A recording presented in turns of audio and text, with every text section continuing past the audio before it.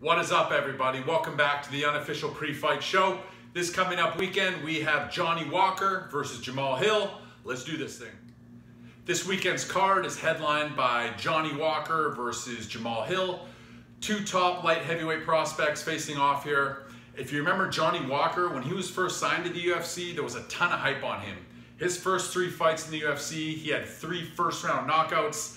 I remember people were talking about him like he was going to be the guy to give Jon Jones a run for his money and potentially beat him. Of course, at that time, Jon Jones was the light heavyweight champ. This was before he made the decision to move up to heavyweight and vacate the belt. But people were talking like Johnny Walker was the chosen one. Then fast forward to UFC 244, he gets knocked out by Corey Anderson and has never really looked the same since. I feel like Johnny Walker's confidence was shattered after that fight. Mentally, he just didn't seem like he was there. He just didn't have that swagger that was really clear when he was first signed by the UFC. Jamal Hill, a prospect that's really kind of entering his prime right now. I've been really impressed with what he's been able to do in the octagon so far. He's got 1 loss in his career. It was a submission loss to Paul Craig, which I was really impressed how he actually bounced back from that loss when he knocked out Jimmy Crute in December. Just kind of shows me that he's got that champion's mentality, that he was able to put that loss to Paul Craig behind him and really perform exceptionally well when he fought Jimmy Crute. I don't see this fight going to the ground. If it does go to the ground, I don't see it staying there for very long. I see this as primarily a striking bout between these two guys. They're known for their striking. I give the mental edge to Jamal Hill. And you know what? I would actually give the striking to Jamal Hill as well. I think he's going to be just 1 step ahead of Johnny Walker on this fight. And we're going with Jamal Hill. I think that he's kind of in a good place as a fighter. He put that loss to Paul Craig behind him, looked great against Jimmy Crute, and I think that the future looks bright for this guy.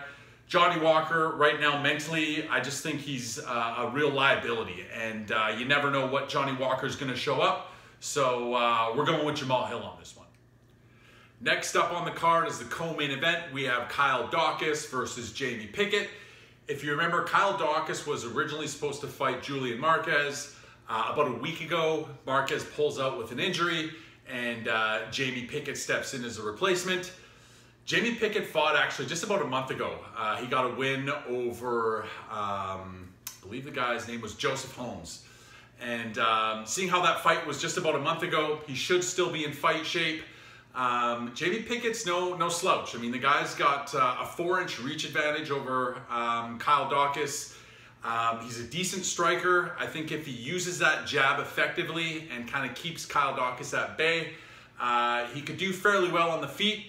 That being said, Kyle Daukaus is a really well-rounded fighter with legitimate grappling skills. 8 out of his 10 wins are coming by a submission, and I think if he can get Jamie Pickett to the ground, he can keep him there and will likely get a submission. So as much as I like Pickett's reach and as much as he can do some damage on the feet, I am going to go with Kyle Daukaus. I just think that overall he's a better fighter, a much more well-rounded fighter, and I think he's levels above Pickett when it comes to grappling. And if he gets the fight to the ground, I see him getting the victory. Next fight, we have Jim Miller versus Nicholas Mota. This is a really interesting fight to me in that we have the veteran Jim Miller, who's made 38 appearances in the UFC. This guy made his UFC debut like 15 years ago, versus the prospect in Nicholas Mota, who's coming off Dana White's Contender Series and is officially making his UFC debut this weekend. This is kind of like that classic grappler versus striker sort of a matchup. Jim Miller, great grappler. He's got legitimate wrestling, a Brazilian Jiu-Jitsu black belt. He's got 18 submission wins. The path to victory for him is very simple in this fight. Get Mota to the ground and keep him there. Mota, on the other hand, is a powerful striker. He's got, I think, 8 out of his 12 wins coming by TKO or KO. This guy likes to throw heavy shots, primarily uses his hands and boxes. You know, I haven't seen from the footage that I saw, which is really just the Dana White Contender Series fight, I don't really know what his wrestling, takedown defense, and Brazilian Jiu-Jitsu and submission skills are like. He basically stood that whole fight and primarily just threw the hands. So we're going to see how this one goes down. I kind of went back and forth on it a little bit just because there's almost like a 10-year difference between the two, Mota being a much younger fighter. But, you know, Jim Miller can still put wins on the board. And although he's been around for a long time, he's got a ton of fights in the UFC and a ton of mileage on the tank, the guy can still win and he's still a threat. So we're going to go with Jim Miller. He's an underdog in this fight. I just think his wrestling ability, his submission skills, and his ability to put guys down and keep them on the ground and potentially get a submission win is what's going to lead him to a victory in this fight. So we're going with the old dog, Jim Miller. Up next, we have Joaquin Buckley versus Abdul Razak Alhassan. Gotta say, out of all the fights on the card, this is by far the one I'm looking forward to most. Two explosive middleweights going head-to-head here with some serious knockout power.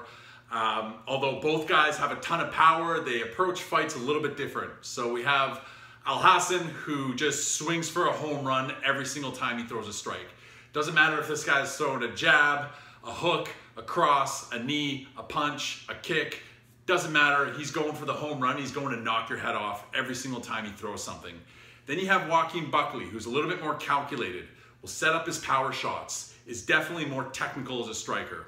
Combined, these guys have, I think, 21 knockouts. Every single one of Alhassan's wins is coming from TKO or KO. And I believe 10 out of 13 of Joaquin Buckley's wins are coming from TKO or KO. These guys typically don't go the distance and they stand and bang. I'm going to go with Joaquin Buckley on this one, though. I think technically he's is a bit just a better striker than Alhassan. I think he sets up his shots much more effectively and just has the precision and ability to outclass Alhassan when it comes to striking. So we're going to go with Joaquin Buckley, but this is going to be a fun one. Really hoping it lives up to the hype, and gonna enjoy this one for sure. And the last fight we're going to review on today's show is a heavyweight bout. It's going to be Parker Porter versus Alan Badou, or Badou. My French isn't great. Hope I'm not butchering that too much. So as mentioned, this is a heavyweight fight. Alan Badou, what I've seen from him is he's an aggressive striker. He comes out hard in the first round, but he seems to fade significantly as the fight goes on. Another big hole I see in his game is his grappling just doesn't seem to really be there. Like a lot of guys coming from France right now, they're great strikers, but they're far behind when it comes to the wrestling, grappling, and submission game, which is such an important part of MMA. Then you got Parker Porter, who is a pretty well-rounded fighter. He's a big heavyweight. Deceivingly has a pretty good gas tank. This guy can stay active for an entire fight, which, you know, by looking at his physique, you definitely wouldn't think so. I'm going to go with Parker Porter on this one, though. I think he's just going to wear down Badou, and if he can take Badou down, could be a really short night for him. Really, the only chance that I see Alan potentially getting a win is if he can catch Porter early with a strike, maybe knock him out. But aside from that, I don't see him winning this fight, and we're going to go with Porter. And that's it, guys. We're done here. Enjoy the fights this weekend, and of course, we'll see you next week.